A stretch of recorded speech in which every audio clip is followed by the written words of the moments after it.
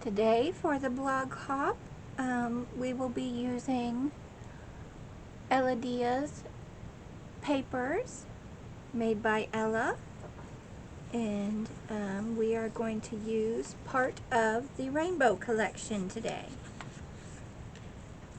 It's got a lot of beautiful colors in it, really nice and vibrant. And there's some pretty cool elements in here. Lots of pretty flowers to cut out. And of course a rainbow of leaves. And some neat sentiment plaques. And of course sentiment tags. Now these are just a few pages.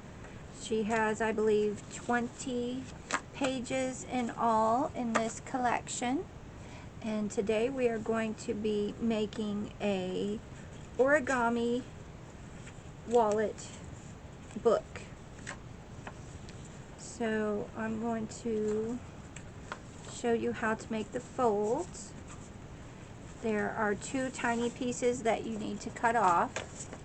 And what I'm actually going to do is, you could double side this paper. I'm just using lightweight hammer mill printer paper, and I'm also going to back it with a black onyx Star Dream pearlized coated paper, because I like the contrast of it, and you will see parts of both papers. So I'm going to stick these together on the pages that I'll be using for the main part of the book, and I will be right back. Okay, so I have backed the papers with the color that I want, and I've also cut out some little bits and leaves and things that I thought would look neat on there when they're all done. So what I'm going to do now is I'm going to show you I'm going to show you how to fold one of the pieces of paper here. So you're going to take your piece, and it's going to go landscape, so long ways, and then you're going to fold it in half width ways. So there's a crease in the middle now. And then you're going to, you don't have to use a scoreboard for it, but I like to. And you can use this with any size paper. The only thing that you need to take into consideration is the top of the paper, how far you want it to fold over. So basically how tall you want to end up being. So what I'm going to do here is I'm going to fold at 3/4 of an inch. And again, if your project you want it to be taller, score at a shorter mark. If you want it to be shorter, score at a longer mark. Okay. And then you're going to fold this down and just make a crease. And then from this center score line, fold line, you're going to make a mark, one on either side, approximately, and today I'll use centimeters. You're going to make a mark approximately 1 centimeter on either side of this fold line.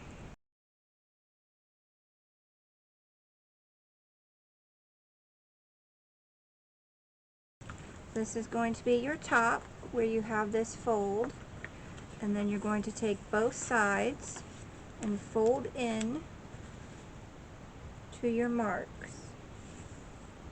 Make sure that it's even,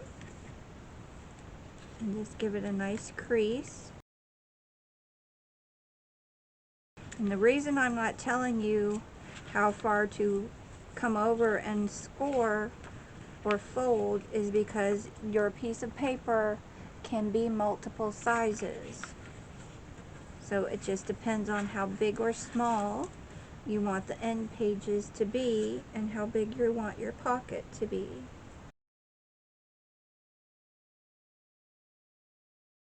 And then there's a tiny bit of cutting. You're just going to cut off these two end rectangles. So right here and right here will be cut off.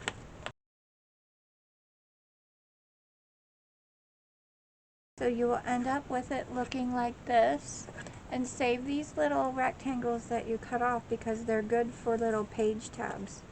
Next, what you're going to do is you're going to take the top corners and fold them down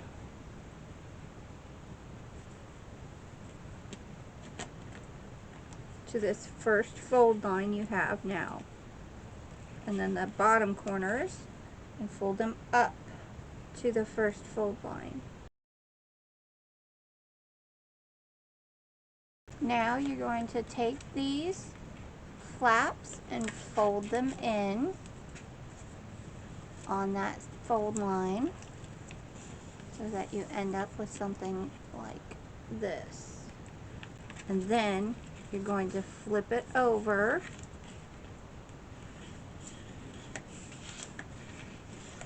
and you're going to fold up to this little fold line here.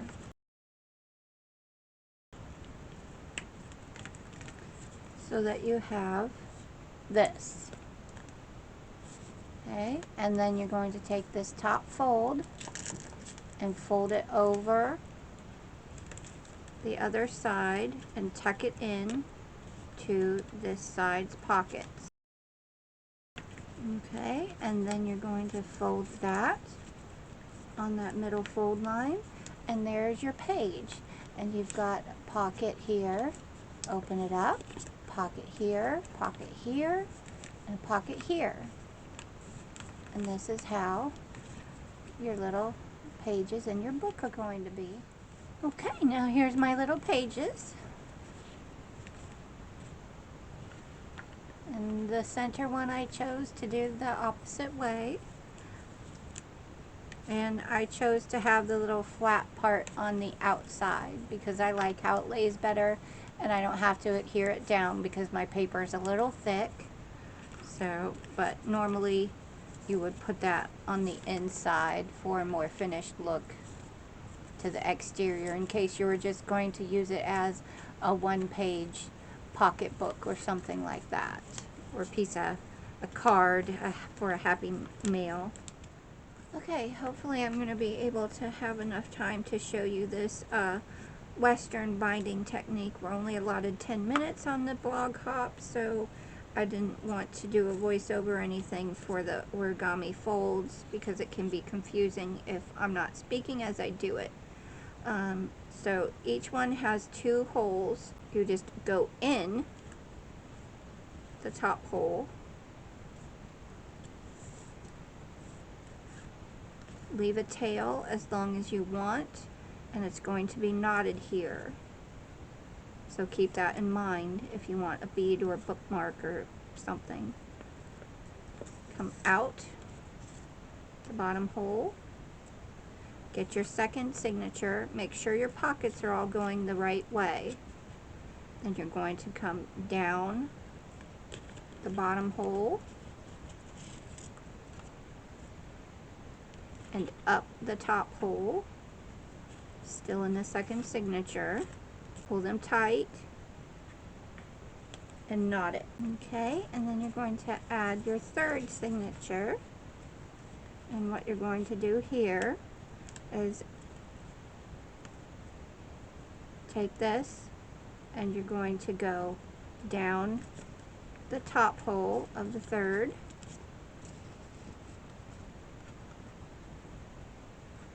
and you're going to come up the bottom hole of the third. Okay, and then what you're going to do is you're going to loop this around in between your first and second. So you've just come up out of your third, and you're going to loop it around the stitch holding the first and second. You're going to pull that tight, and then you're going to go back down the last signature, and then back up through the top. Since we only have 3, I'm just going to stop there and knot it.